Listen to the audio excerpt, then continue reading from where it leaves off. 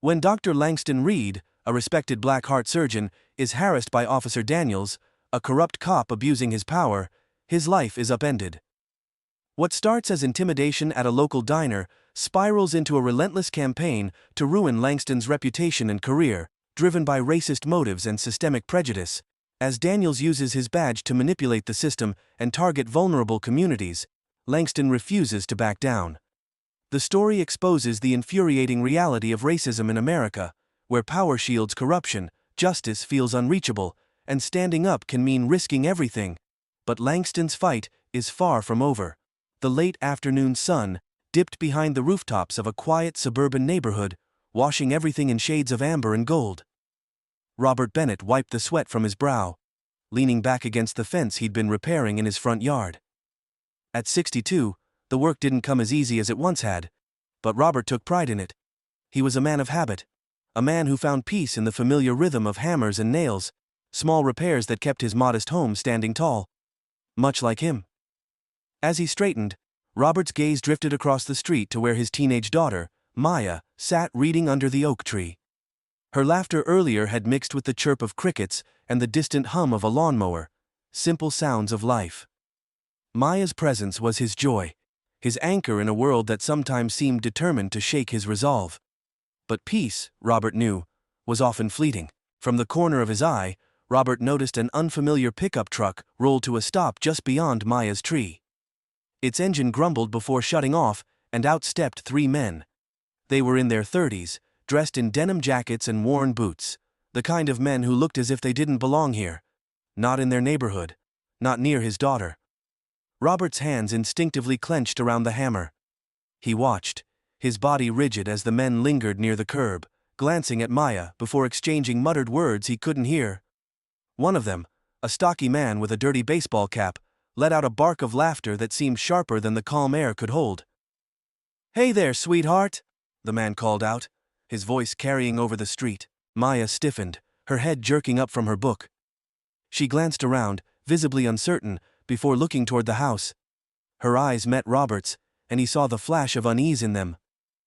"Go inside, Maya," Robert called, his voice calm but firm. She hesitated, gripping her book tightly, before nodding and hurrying up the porch steps. The men's laughter followed her. "No need to run off," one of them jeered. "We were just being friendly." Robert set down his tools with deliberate care, the quiet crackle of gravel under his boots, as he crossed the yard like the prelude to a storm. He stopped at the edge of the curb, his broad frame casting a long shadow in the setting sun. "You've had your fun," Robert said evenly, his voice carrying a weight the men couldn't ignore. "Time to leave." The man in the cap tilted his head, his expression twisting into an insolent smirk. "And who's gonna make us, old man?" The words hung in the air, thick and dangerous. Robert met their stares unflinchingly, his voice like tempered steel as he replied, "You don't want to find out." The challenge sparked a flicker of anger in the men's eyes. One of them, the tallest, lean and wiry, stepped forward, his hands flexing as though itching for a fight. "I think we do." The calm of the evening was gone now, replaced by a charged silence. Robert didn't move, his steady gaze locked onto the men as his mind raced. He'd faced men like this before, men who thought their strength was in numbers, who mistook quiet resolve for weakness. But Robert Bennett was not a man who backed down. The men's bravado escalates as they taunt Robert, pushing closer to a confrontation. But as tensions rise, they'll soon realize they've targeted the wrong man. A father who won't let anyone threaten his family. The morning light filtered through the wide bay windows of Langston Reed's suburban home, casting long shadows over the dark oak floors.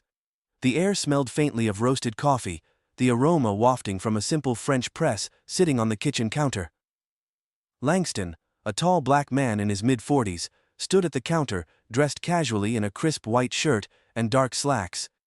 His sleeves were rolled to his elbows, revealing forearms toned from years of disciplined effort.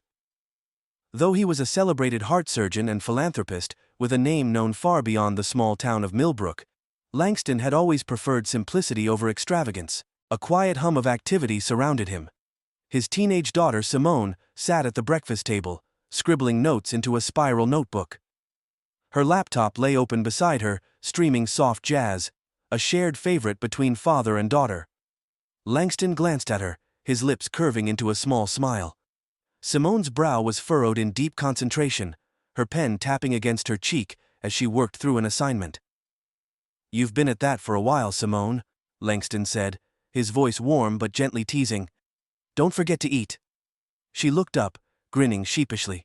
"Just trying to get ahead, you know how Mrs. Tompkins is, always assigning extra work." Langston chuckled, shaking his head as he carried a plate of toast and scrambled eggs to the table. "That's called ambition, but don't let it turn into perfectionism. Trust me, I've seen what that does to people." Simone rolled her eyes playfully, but there was a gleam of admiration in her gaze. "Okay, Dad." The peace of the moment was interrupted by a soft chime from Langston's phone. He glanced at the screen, his smile fading slightly. It was a message from the administrative board at Millbrook General Hospital, a reminder of the upcoming Community Health Initiative meeting. Langston's position as the hospital's chief of surgery often placed him at the intersection of medicine and politics, a space fraught with challenges, especially in a town like Millbrook. Nestled in the heart of the South, Millbrook was a place of stark contrasts. Its cobblestone streets and historic charm belied a social climate still marred by prejudice and systemic inequality. Langston had grown up here, the son of a schoolteacher and a factory worker, and he knew the unspoken rules of the town intimately. Despite his accolades, he'd learned that respect in places like Millbrook was conditional, fleeting, and often withheld from those who looked like him. "Dad?" Simone's voice pulled him from his thoughts. She was watching him, concern flickering across her face. "Everything okay?" Langston slipped his phone back into his pocket, his expression softening. "Everything's fine, just hospital business." "Even on your day off?" she teased, but her tone carried genuine sympathy. He ruffled her hair gently. "The world doesn't stop spinning, kiddo, but today's about you. What do you say we grab lunch at Irene's diner after your study session?" Simone's face lit up. Irene's was a family favorite, known for its hearty meals and friendly atmosphere. "Yes. Can we get their peach cobbler for dessert?" Langston laughed, the sound deep and resonant. "How could I say no?" The diner was bustling when Langston and Simone arrived. The faint scent of frying bacon and freshly brewed coffee greeted them. As they stepped inside, Irene herself waved from behind the counter, her weathered face breaking into a warm smile. "Langston, Simone." "It's been too long," Irene called, her voice carrying above the chatter. "Good to see you, Irene," Langston replied, guiding Simone to a corner booth. He appreciated the diner's familiarity, the way it felt like a safe haven from the pressures of his world. As they settled into their seats, a subtle shift in the atmosphere caught Langston's attention. A group of men seated at the counter glanced in their direction, their laughter tapering off into murmurs. Langston recognized one of them, Officer Daniels, a local lawman whose reputation was as prickly as his demeanor. Daniels leaned slightly toward his companions, his expression darkening as he watched Langston. Langston had encountered Daniels before, during a town hall meeting about funding for the hospital's free clinic. The officer had voiced thinly veiled objections to what he'd called overextending resources to outsiders. Langston hadn't needed to ask who he'd meant. Daniels's pointed looks had spoken volumes. Simone noticed the man's gaze and frowned. "Dad, why's that guy staring at us?" Langston shifted slightly in his seat, his tone calm. "Ignore it, Simone. Not everyone has manners." Simone opened her mouth to argue, but fell silent as Irene approached with menus. "What can I get y'all today?" Irene asked, her tone as cheerful as ever. "2 specials and peach cobbler to share," Langston replied, smiling warmly. As Irene jotted down their order, Langston caught Daniels still watching from the corner of his eye. He met the officer's gaze directly this time, holding it with quiet defiance. Daniels smirked, lifting his coffee cup in a mock toast, before turning back to his companions. Langston felt the subtle sting of the encounter, but refused to let it show. He'd dealt with men like Daniels all his life, men who thrived on intimidation, but withered under true strength. The rest of the meal passed peacefully enough, Simone's chatter providing a comforting distraction. But as they left the diner, Langston couldn't shake the feeling that the day's quiet tension was just the beginning. As Langston and Simone exited Irene's diner, the afternoon sun felt brighter, sharper, like it had a purpose. Langston shielded his eyes momentarily, his gaze drifting to the parking lot, where the same group of men from inside the diner now stood near a beat-up patrol SUV officer. Daniels leaned casually against the hood, his thumbs tucked into his belt. The others, two younger officers and a heavyset man in a flannel shirt, snickered over some shared joke. "Get in the car, Simone," Langston said, keeping his voice steady. He handed her the keys, and she hesitated only for a second before nodding and heading toward their car. Langston walked calmly but deliberately behind her, aware that Daniel's gaze was following every step. As he rounded to his side of the vehicle, he heard the unmistakable scrape of boots against gravel. "Afternoon, Doc," Daniels called out, his voice thick with faux friendliness. "Seems you're a little far from the country club." Langston paused, his hand hovering over the car door. He turned, locking eyes with Daniels. "I'm exactly where I need to be, officer. You have a good day now." Daniels' smirk widened, but his eyes were cold. "Hold on there a minute, Langston. I didn't say you could leave yet."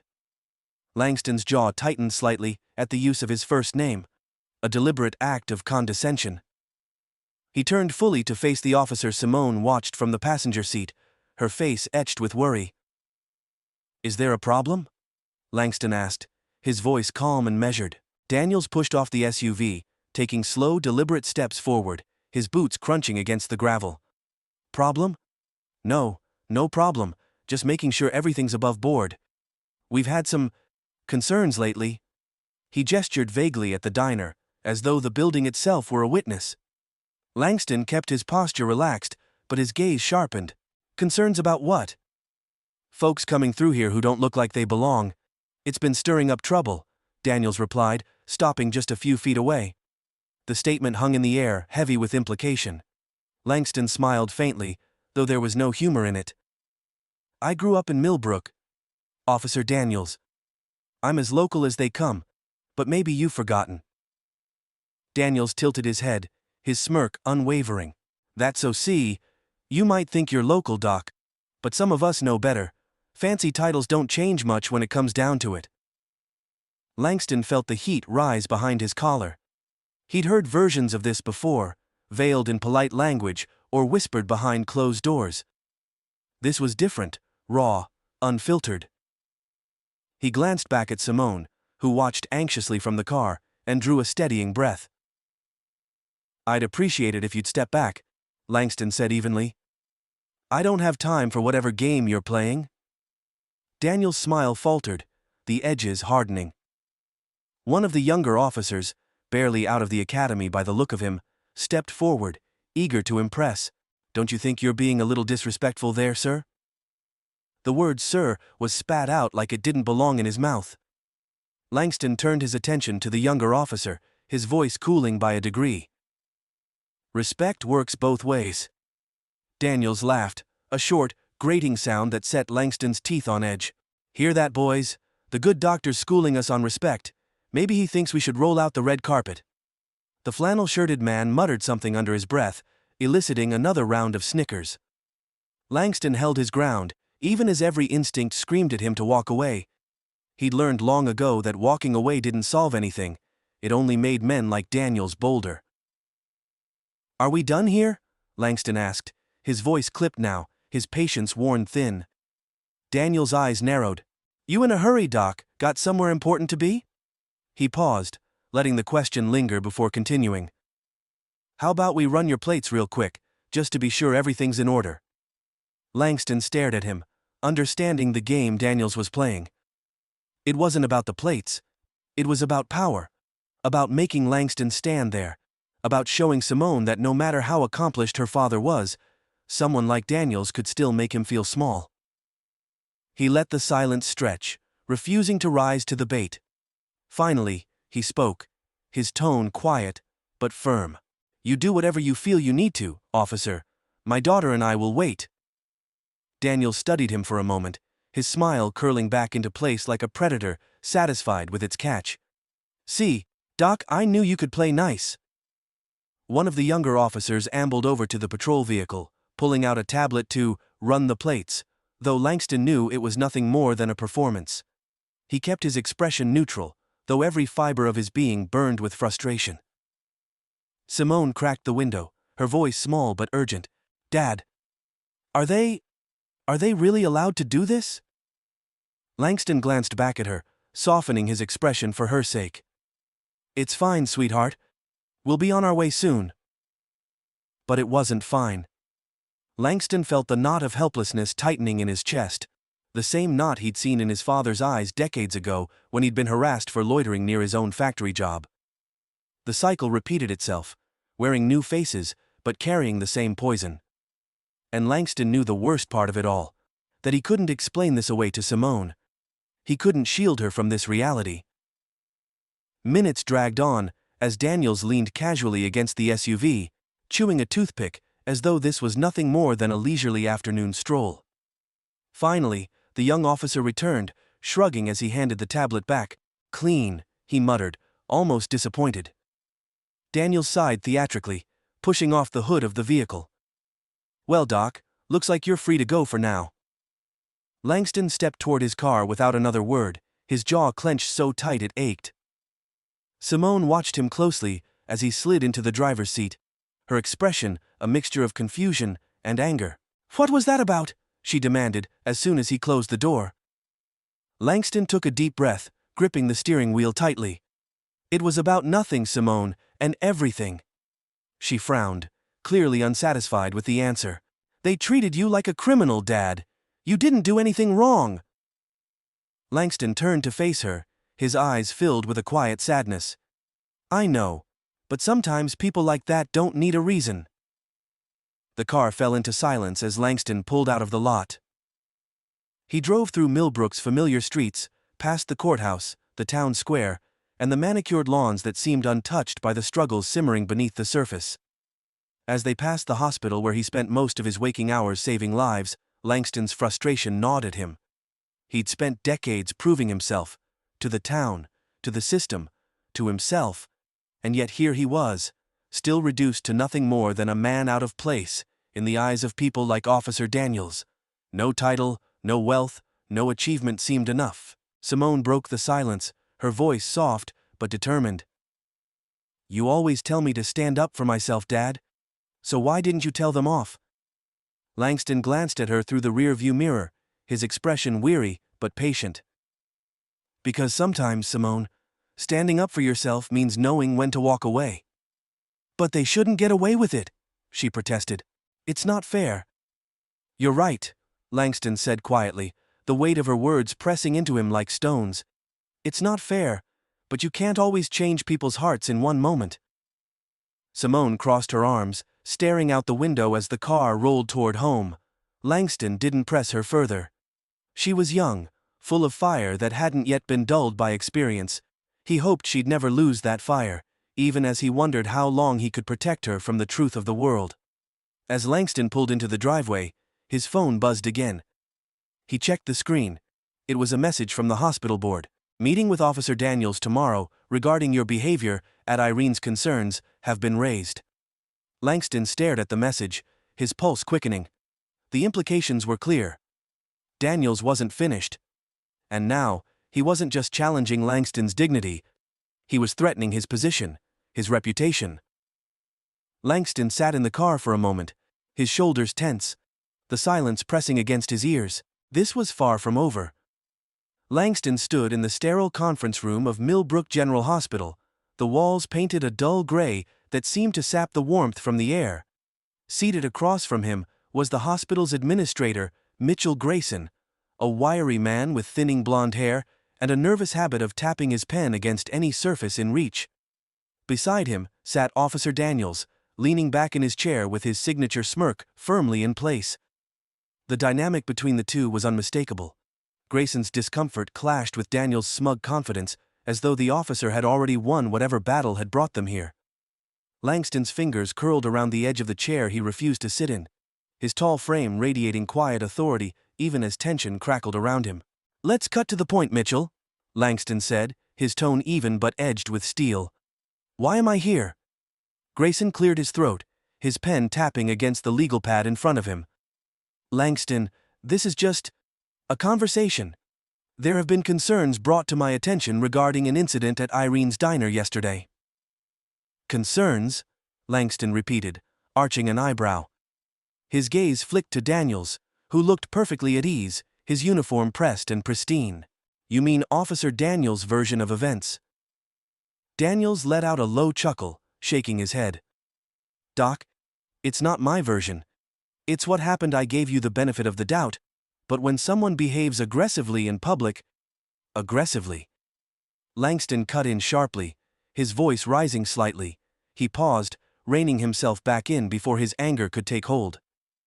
I stood in a parking lot with my daughter while you harassed us under the pretense of running my plates. You and I both know exactly what that was about. Now hold on, Grayson interjected weakly, holding up his hands. There's no need to escalate this further. Daniels here said the situation might have been misunderstood, but perception matters. You're a leader in this town, Langston. You need to set an example. Set an example for who? Langston asked, his voice low and sharp as a blade. For Officer Daniels and his friends. For a system that's content to tolerate harassment as long as the victim stays quiet. Daniels's smirk twitched, the thin veneer of patience slipping. Watch your tone, Doc. You're not in the OR, you don't get to call all the shots here. Langston turned to face him fully, his posture unwavering. My tone is fine, officer, and you don't get to drag me into a meeting like this under false pretenses. If you want to accuse me of something, do it outright. Mitchell's pen tapping grew more frantic. Langston, this isn't an accusation. Officer Daniels merely suggested that certain behaviors could reflect poorly on what, Mitchell? Langston snapped, his patience evaporating. On my professionalism, my reputation. You and I both know what this is. Daniels is using his position to target me because I wouldn't let him intimidate me. Now that's a serious accusation, Daniels drawled, though his smirk returned with an unsettling calm. Careful, Doc, words like that can come back to bite you. Langston's jaw tightened as a silence settled over the room, thick with unspoken truths. Daniels' arrogance was the kind of poison Langston had seen his entire life. Calculated, confident, and backed by a system that would let him get away with it. But what stung most was Mitchell's silence. The man looked down, tapping his pen like a metronome, as if trying to disappear behind the desk. I'm not playing this game, Langston said finally, his voice quieter now but laced with resolve. If you're suggesting my job is on the line because I refuse to let Officer Daniels disrespect me, you'll need a better excuse than perception. No one's saying that, Mitchell said quickly, though he avoided Langston's gaze. We're just advising caution for everyone's sake. Daniel stood, smoothing his uniform as he smirked.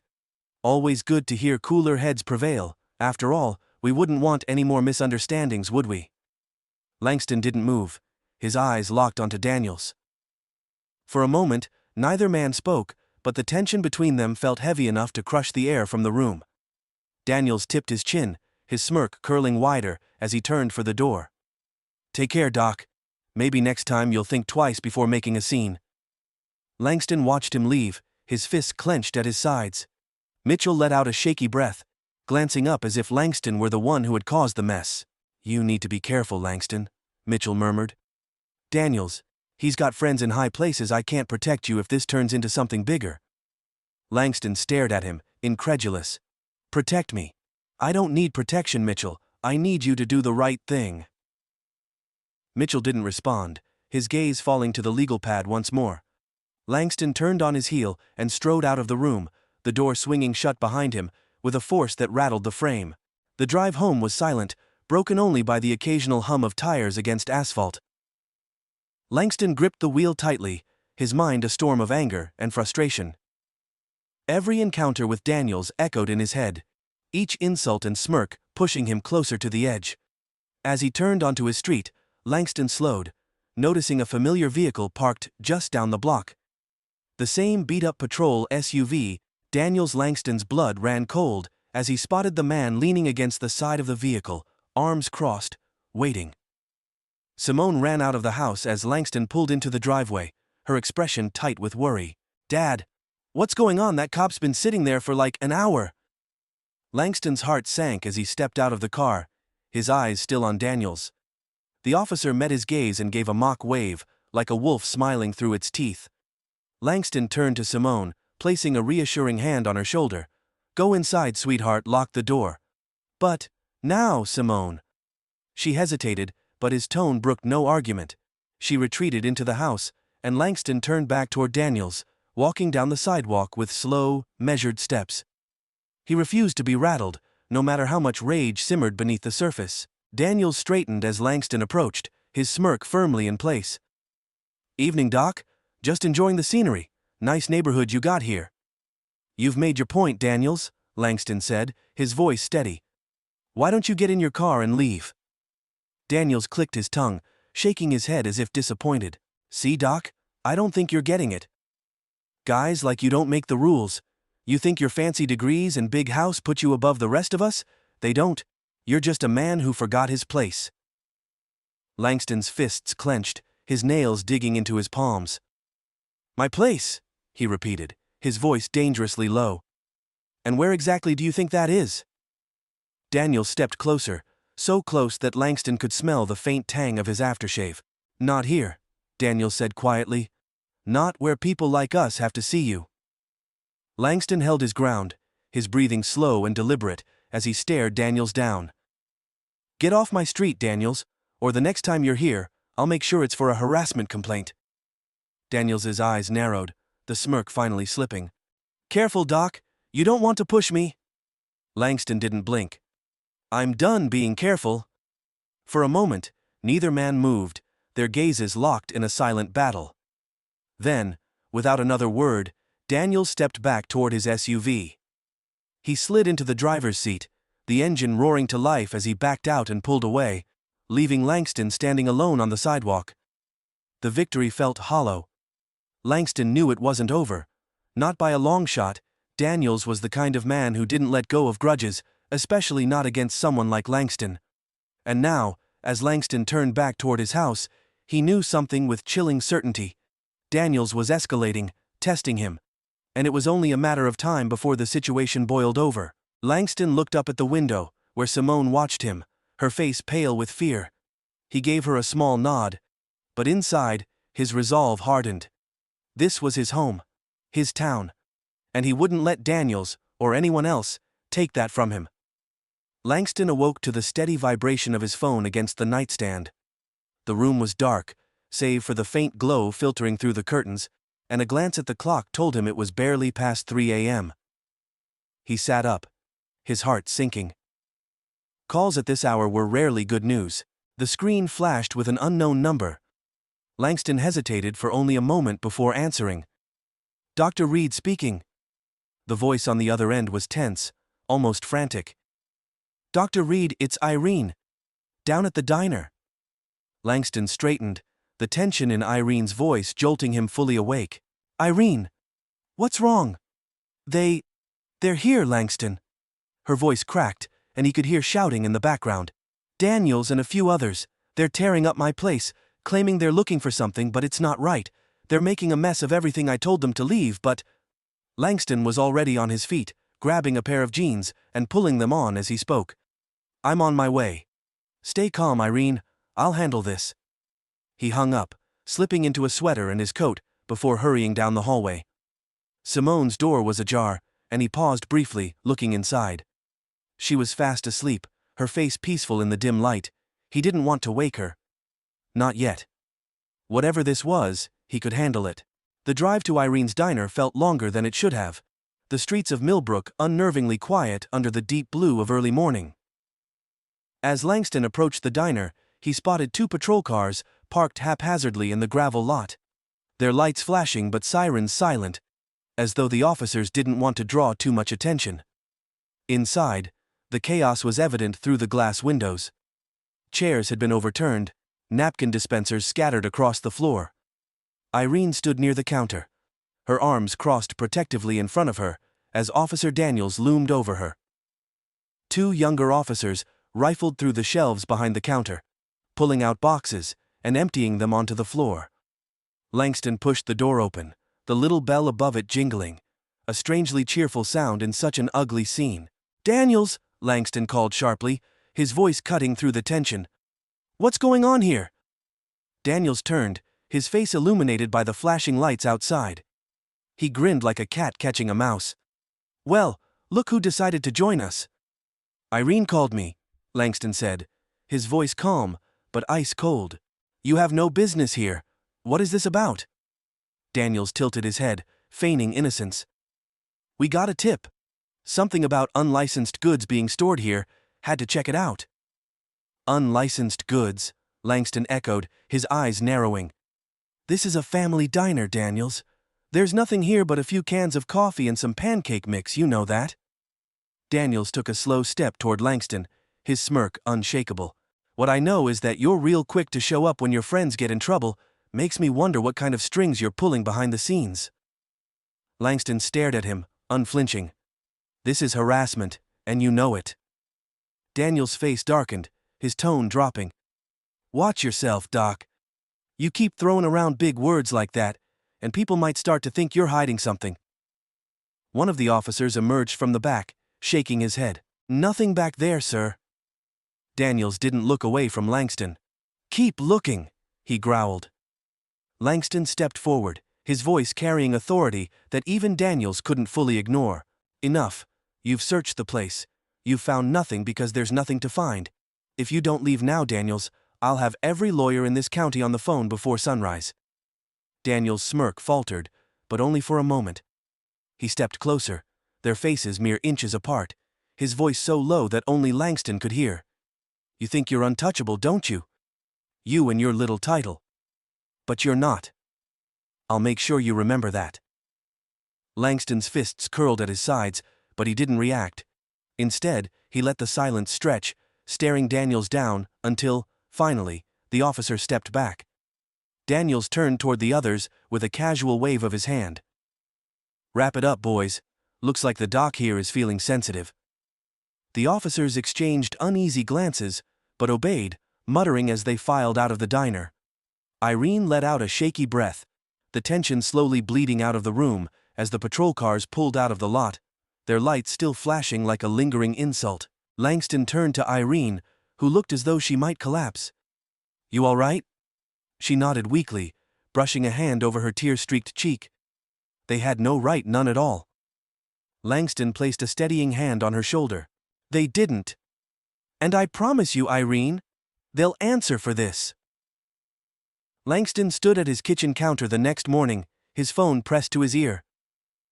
"Yes, I'll hold," he said curtly, pacing the length of the room. His jaw was tight, his movements sharp. He'd spent the past 3 hours calling contacts, lawyers, reporters, anyone who might shine a light on Daniel's abuse of power. He knew the man had crossed a line, but proving it wouldn't be easy. "Dad?" Langston turned to see Simone standing at the entrance, clutching her backpack. Her brow was furrowed with worry. "You okay?" Langston forced a smile, though it didn't quite reach his eyes. "I'm fine, sweetheart. Just a little busy this morning." She lingered for a moment, as though deciding whether to press him further, but eventually nodded. "I'll see you after school, okay?" "Okay."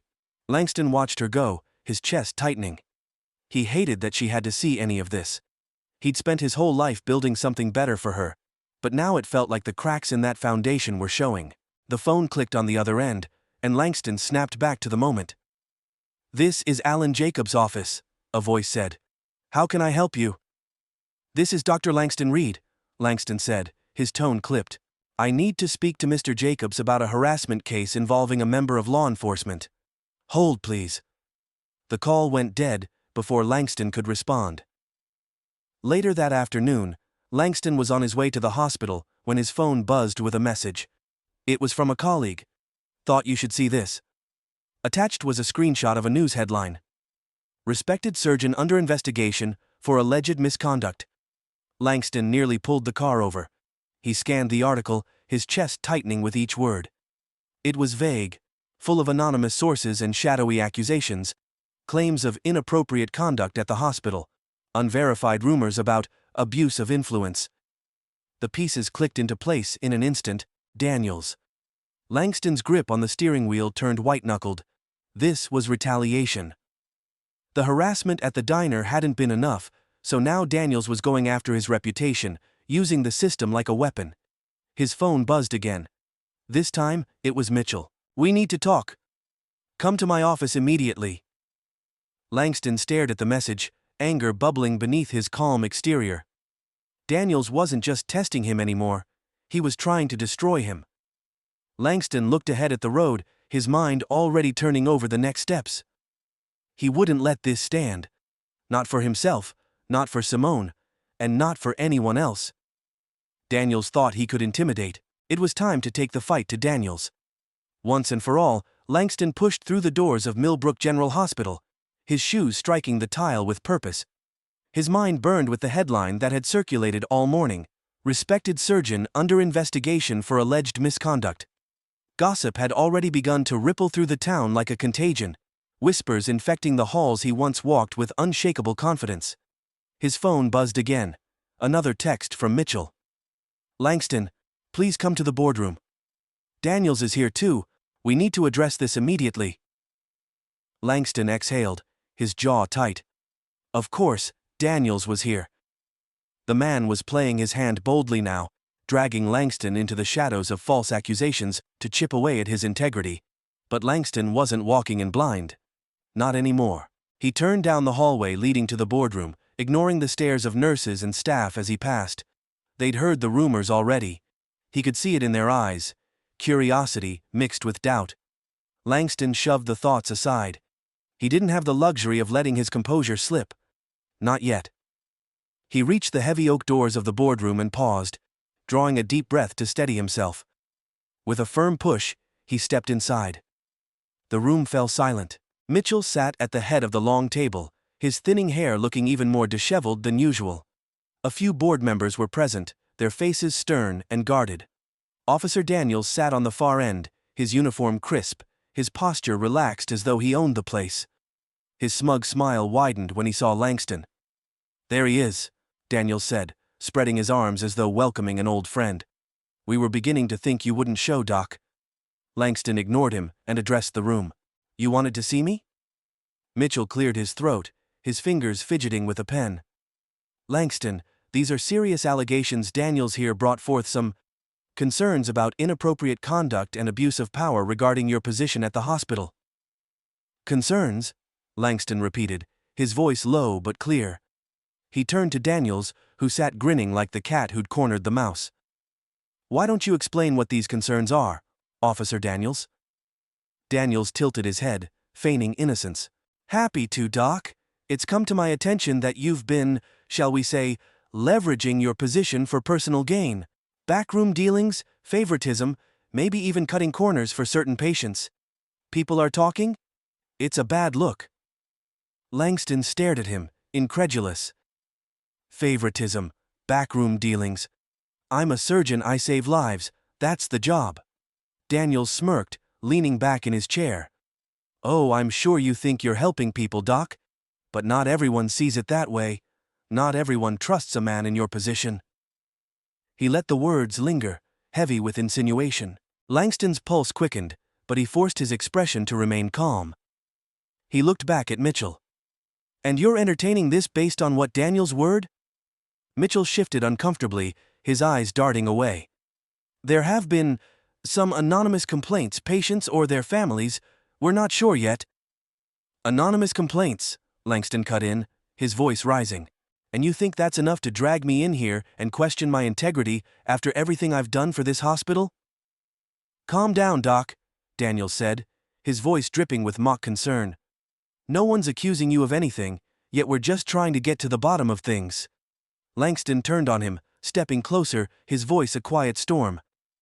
"You're not getting to the bottom of anything, Daniels. This is harassment. It started in the diner, and now you're dragging it here. You're trying to destroy me, because I didn't let you intimidate me."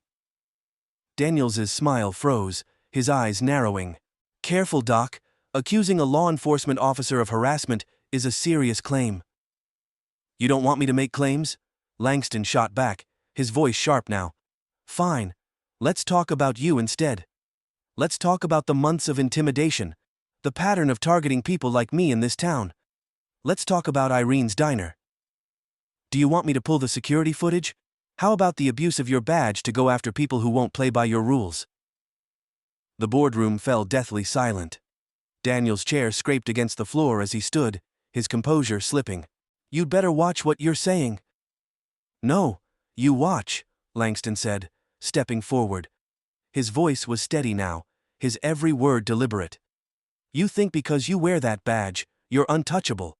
You think you can tear down anyone who challenges you, anyone who doesn't fit into your version of this town. But you're wrong, Daniels. I won't back down. I won't let you ruin me.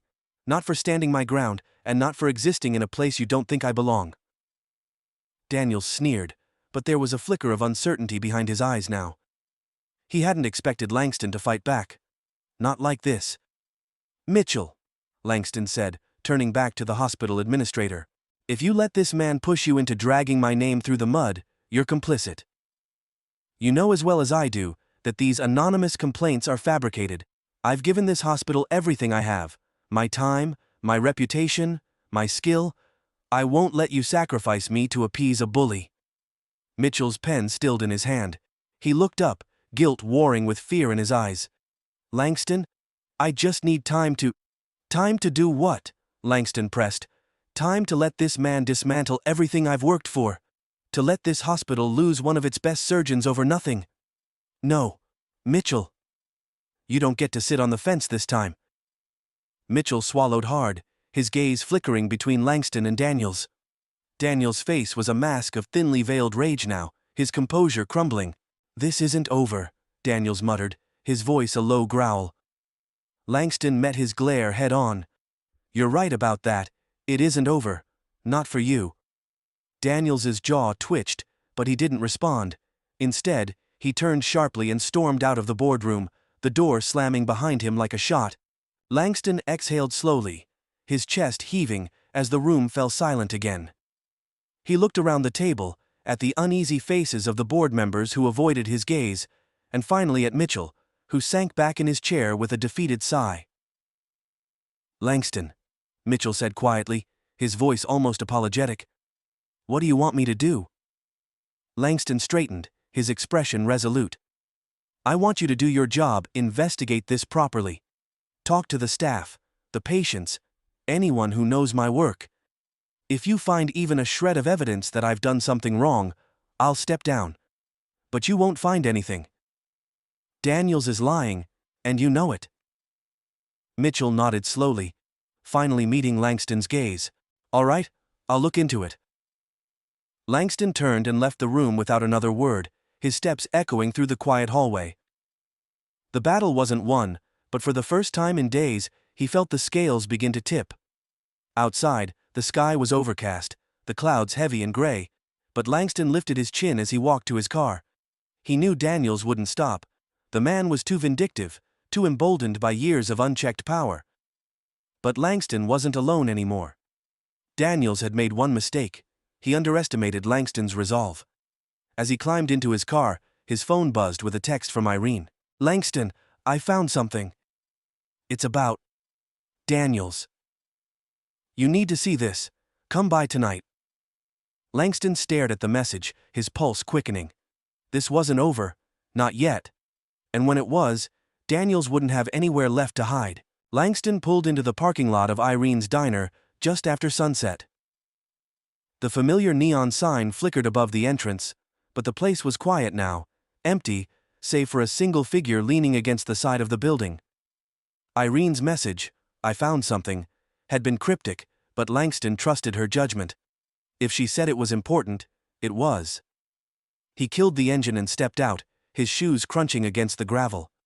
Irene emerged from the shadows, her face pale and drawn, clutching a manila folder tight against her chest. Irene, Langston said, his voice calm but urgent. What did you find? She glanced around nervously, as though she expected someone to be watching, before thrusting the folder into his hands. I've been digging through old receipts and records Daniels and his buddies. There's something they've been covering up, land deals, payoffs. He's been harassing local businesses, especially those run by people of color, and forcing them out. Then someone else, someone connected, buys up the property for next to nothing. Langston's breath hitched. You're sure? Positive, Irene said, her voice trembling. I found paperwork from when Daniel's cousin bought the building next door to mine last year. Same pattern. And you know who the sheriff signed off on the inspections for that deal? She jabbed at the folder. Daniels. Langston flipped open the folder, scanning the documents Irene had pieced together. Deeds, inspection reports, receipts. Each page added weight to the truth. Daniels wasn't just a bully. He was a manipulator, using his badge to drive people out and line his own pockets. "He's been running a racket," Langston said softly, disbelief bleeding into anger. "And the people who stood up to him?" Irene nodded. "They were pushed out, or worse, he's been doing this for years, Langston." Langston clenched the folder tightly, his mind racing. Daniels had gone after him for one reason. Langston had challenged him publicly. And now, Daniels was fighting back the only way he knew how, through intimidation and lies. "Irene, this changes everything," Langston said. "But Daniels won't take this sitting down. Are you sure you're ready for this?" Her expression hardened. "He tried to destroy my business, Langston. I'm not letting him get away with it." Langston nodded. "Good. I'm going to put a stop to this." Langston parked outside the Millbrook Police Department, the folder tucked under his arm. The building loomed large and cold under the streetlights. He'd spent the drive over planning his next move, every step carefully calculated. This wasn't just about clearing his name anymore, it was about exposing Daniels for what he was. He stepped inside, the fluorescent lights buzzing faintly overhead as he made his way to the front desk. A young officer looked up, his expression shifting from disinterest to surprise when he recognized Langston. "Dr. Reed, what brings you here?" "I need to speak to Sheriff Reynolds immediately," Langston said firmly. "It's urgent." The officer hesitated. The sheriff's in a meeting right now." Langston's tone sharpened. "Tell him I have evidence of corruption in his department, and I'm not leaving until he sees it." The officer's eyes widened. I'll go get him." Langston waited, his pulse steady but his body taut, like a bowstring pulled tight. A minute later, a heavy-set man in a beige uniform emerged from the hallway. Sheriff Reynolds. His face was red and weathered, his eyes squinting with irritation. "Reed," Reynolds grunted, sizing him up. "What's this about corruption?" Langston didn't answer, he held up the folder instead. "I think you'll want to see this, Sheriff." Reynolds gestured toward an empty office. "In here." Langston laid the documents out on Reynolds's desk, explaining each piece as the sheriff sifted through the evidence. The room was silent, save for the rustle of paper and the ticking of the clock on the wall. Finally, Reynolds sat back in his chair, his expression unreadable. "This is serious," Reynolds muttered, rubbing a hand over his jaw. "You're saying Daniels is using his position to run these schemes?" "I'm not saying it, Sheriff. The proof is right in front of you." Langston's voice was measured but firm. "Property theft, falsified reports, harassment. It's all here. He's been getting away with it for years." Reynolds sighed heavily, shaking his head. "You realize what you're accusing him of. Reed Daniels has been with this department a long time." "And that's exactly why he thinks he can get away with this," Langston shot back. "He's not untouchable. You swore to protect this town, Sheriff, not the people who abuse it." Before Reynolds could answer, the door burst open, and Officer Daniels strode in. His face was flushed with anger, and his eyes locked onto Langston immediately. "What the hell is this?" Daniels growled, his voice low and dangerous. "What's he doing here, Reynolds?" The sheriff held up a hand. "Calm down, Daniels." "Calm down?" Daniels barked, his voice rising. "This man's been running his mouth all over town, and now you're letting him drag me into some—" "Sit down, Daniels," Reynolds ordered, his voice hardening. Daniels glared at Langston, who stood tall and unflinching on the other side of the desk. "You think you can come in here and play hero, Doc? You think anyone's going to believe you?" Langston held Daniels' gaze. "I don't need them to believe me, I've got the truth, and it's going to bury you." Daniels let out a harsh laugh, but there was no humor in it. "You're a fool, Reed. You think a few papers and some whining from your friends will change anything. You don't know how this works. I run this town.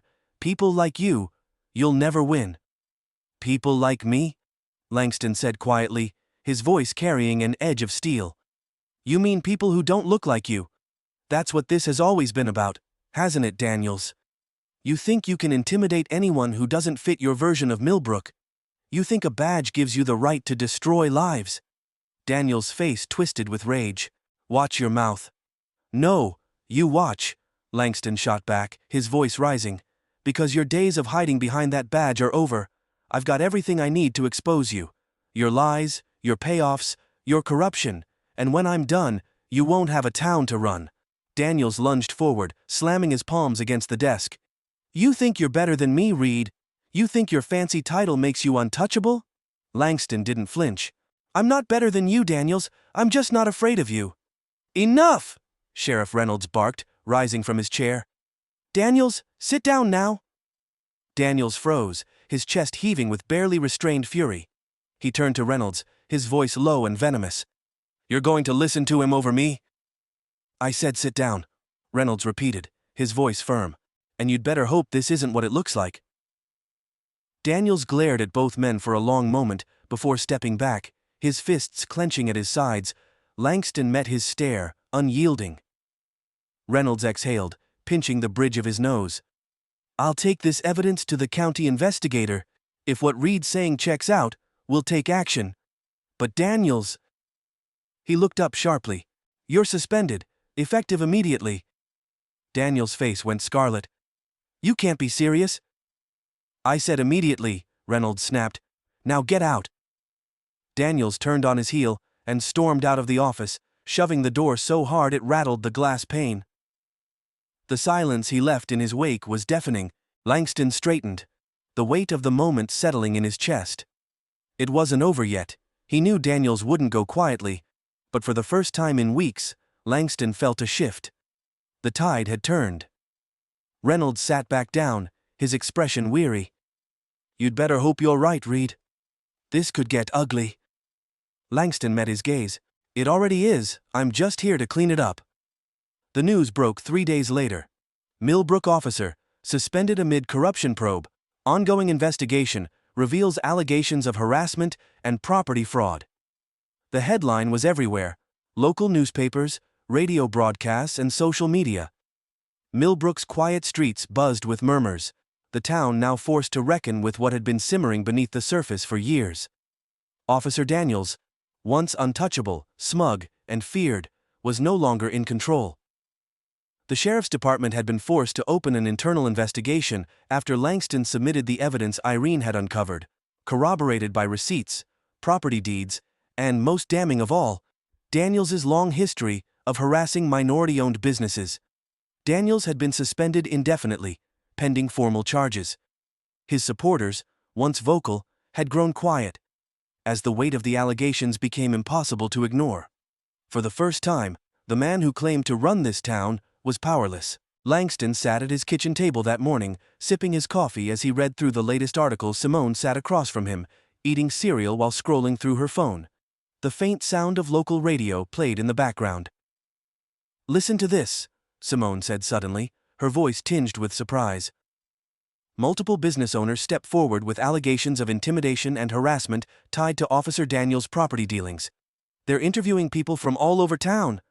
Langston looked up, his expression softening. It's starting, Simone. People are finding their voices. She nodded, a flicker of pride on her face. Because of you. Langston shook his head. Because of all of us, Irene took the first step. We just gave others permission to speak. But if you hadn't pushed back... Simone stopped mid-sentence, her eyes thoughtful. I'm proud of you, Dad. Langston smiled faintly. Thank you, sweetheart. The house phone rang, breaking the moment. Langston stood and picked it up. This is Langston. Dr. Reed, said a familiar voice. It was Sheriff Reynolds. I thought you'd want to know Daniels resigned this morning. Langston paused, the news settling over him like a long-held weight finally being lifted. Resigned? Yeah, Reynolds replied, his tone edged with resignation. He claims he's the victim of a smear campaign, said the whole department turned on him, but between the evidence and the witness statements, he didn't have a choice. The DA is prepping charges for fraud, harassment, and abuse of power. Langston exhaled, a mix of relief and exhaustion flooding him. It's a start. Reynolds hesitated, then continued. Look, I know we haven't always seen eye to eye, and I should have done more to stop this sooner, but... You were right, Langston. About all of it. Langston's voice was steady. It's not about being right, Sheriff, It's about making things better for everyone. Reynolds grunted softly. Well, you've done that, and maybe this is what Millbrook needed to wake up. Langston nodded to himself. Maybe? As he hung up, Simone was watching him closely. Daniels? Gone? Langston said simply. Simone's face lit up. Good. Langston sat back down, his fingers tracing the edge of his coffee mug. It doesn't mean everything's fixed. Simone Daniels wasn't the only problem. There are cracks in the system everywhere. I know, she said quietly. But at least it's a start. Langston smiled faintly, seeing the fire in her eyes, the same fire that had fueled him to keep fighting, even when the odds seemed insurmountable. Yes, he said softly. It is. Millbrook was changing. Though slowly, Langston could feel it as he walked through the halls of Millbrook General Hospital, where murmurs had shifted from suspicion to respect. The board's investigation had cleared him of all wrongdoing, an outcome Langston had known would come. But it still stung that he'd ever been doubted. Mitchell had offered a half-hearted apology, mumbling something about difficult times and misunderstandings. Langston accepted it, not for Mitchell's sake, but for his own peace of mind. As he entered the waiting room of the clinic, he paused, surprised by the scene before him. Irene stood at the reception desk, holding a clipboard as she spoke with a nurse. A line of townsfolk waited to check in, and Langston recognized several faces: owners of small businesses, retirees, parents with young children. People who had been silent before now seemed to stand taller, emboldened by the fall of Daniels. Irene turned, noticing him. Her face broke into a wide smile, and she walked over, extending her hand. Langston, I wasn't sure you'd be here. Langston shook her hand warmly. Couldn't stay away. What's all this? After everything that happened, people started talking, Irene said, gesturing toward the waiting room. They wanted to know how they could help, how they could stand up for their businesses, their families. So I organized this meeting. We're talking about forming a coalition to protect local businesses from harassment, to hold people accountable. Langston's eyebrows rose in surprise. A coalition? Why not? Irene said, her voice firm. The system's not going to fix itself if we don't speak up for each other. Who will? Langston's chest swelled with pride as he glanced around the room, seeing the quiet determination on every face. You're right, count me in. Irene nodded, her eyes twinkling. Good. You're the reason we're here, Langston. You reminded us that fighting back is worth it. Langston shook his head. No, Irene, I just did what anyone should have done. She smiled knowingly. Well, it made all the difference. Langston sat on the porch of his home, the fading sunlight painting the sky in soft streaks of orange and purple. Simone sat beside him, her legs tucked under her as she scribbled in her journal. A breeze swept across the yard, rustling the leaves of the oak tree where she'd so often sat to read. Do you think people like Daniels will ever stop? Simone asked suddenly, her voice quiet. Langston looked at her, thoughtful. Maybe not. People like him have always existed, and they'll keep finding ways to hold on to their power. But that doesn't mean we stop fighting. Simone nodded, her pen pausing against the paper. It's like you said, it's not about fixing everything, it's about making it better. Langston smiled, pride warming him. Exactly.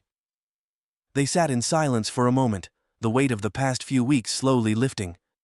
Finally, Simone asked, What's next for you, Dad?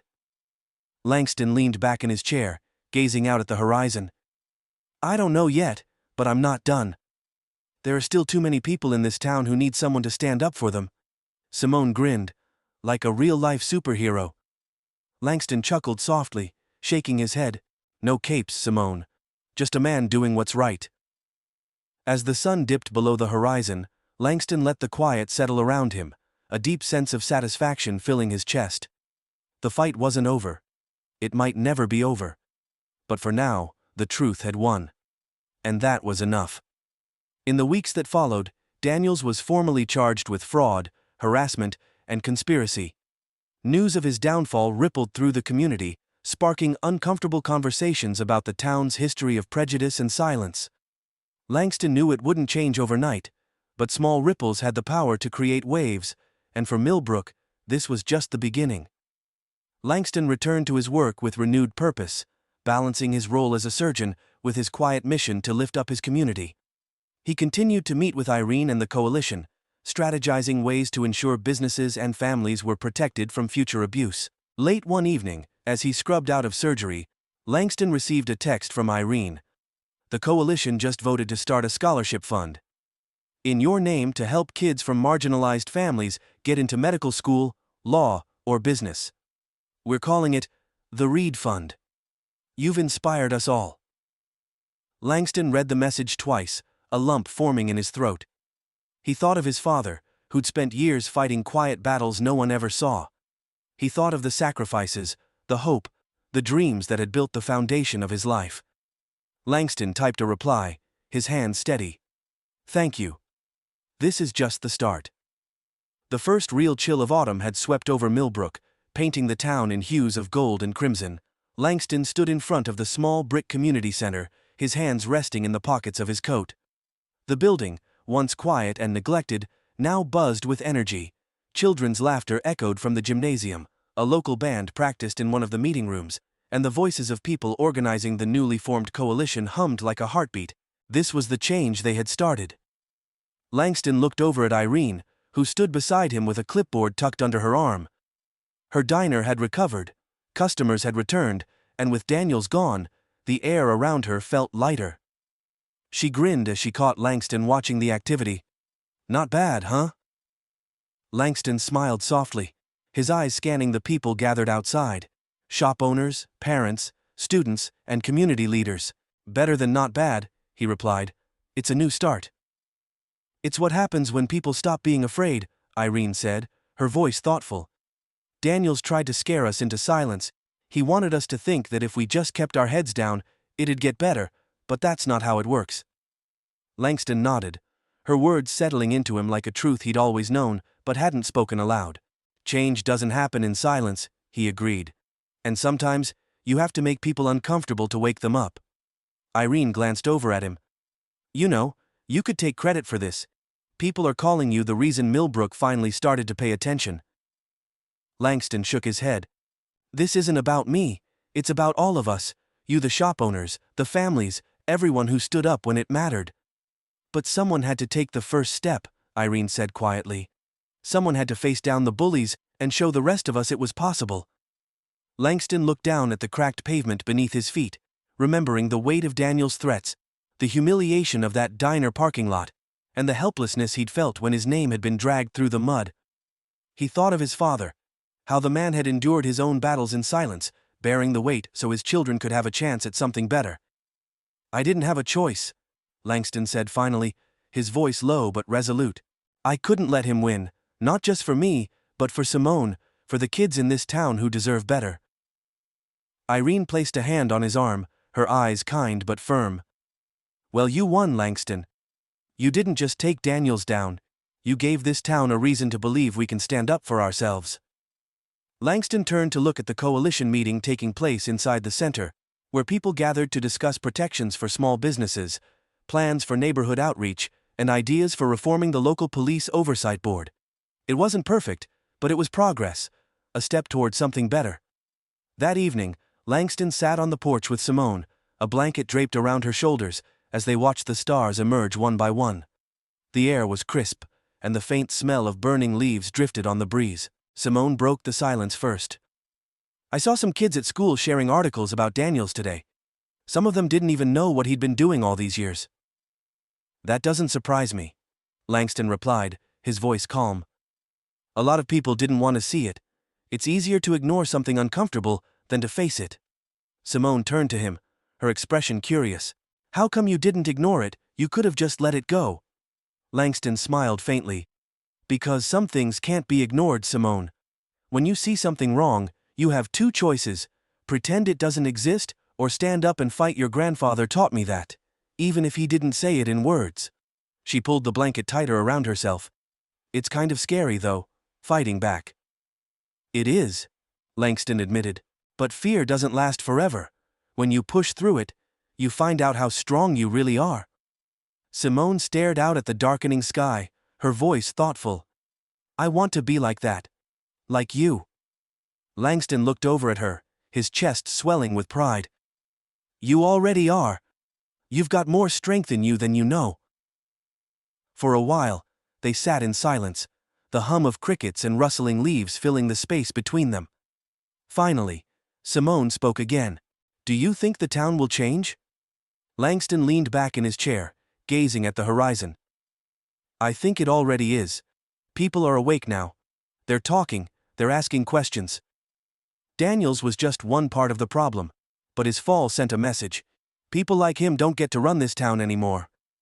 And what about you? Simone asked. What's next for you, Dad? Langston smiled thoughtfully. I keep doing what I've always done. My work, my part. I'll keep fighting for my patients, for the people who need someone in their corner, and if I see injustice, I won't stay quiet. Simone nodded, as if she understood perfectly. And what if someone else like Daniels comes along? Langston's gaze turned steady, his voice quiet but strong. Then I'll face him too, and I won't be alone next time. Simone smiled, the faint light from the porch illuminating her face. You're kind of like a superhero. Langston chuckled softly, shaking his head. No capes, remember? Just a man trying to do the right thing. Over the next few months, Langston saw the seeds of change begin to sprout, and Millbrook Daniels' resignation had sparked deeper investigations into the sheriff's department, leading to overdue reforms. Local leaders, emboldened by the coalition, began pushing for transparency, fair treatment, and policies to protect businesses from exploitation. Langston didn't take center stage in those fights, he didn't need to. His role had been to light the fire, and now others were carrying it forward. He returned to his work at the hospital with a renewed sense of purpose. More determined than ever to use his platform to help those who needed him most. The coalition grew, eventually establishing scholarships and mentorship programs for underprivileged youth. Irene's scholarship fund, the Reed Fund, opened doors for students who dreamed of becoming doctors, lawyers, and leaders. Langston attended the first ceremony, watching with quiet pride as the first recipients shared their goals for the future. As he sat in the back of the auditorium that day, Irene found him and nudged his arm. See what you started? She said with a smile. Langston looked around at the hopeful faces, the families cheering for their children's achievements, and he nodded. It's not about where we start, he said quietly. It's about where we're going. Langston stood on his porch one evening, looking out over the small town he called home. The battles weren't over. He knew that there would always be another Daniels, another injustice lurking in the shadows. But he also knew this. Millbrook had changed. The people had found their voices, and there was no turning back now. Simone appeared beside him, leaning against the railing. Thinking about the future again? Always, Langston replied with a smile. She grinned. Then I'll start thinking about it too. Langston wrapped an arm around her shoulders, his gaze fixed on the horizon. The future wasn't certain, but it was worth fighting for. And as long as there were people willing to stand up, speak out, and face their fears, there would always be hope. Together, we'll figure it out, Langston said softly. Simone nodded. Together. The sky darkened into twilight, but the light in Langston's heart burned bright. The fight for justice never truly ended, but neither did the resilience of those who believed in it. And that was enough.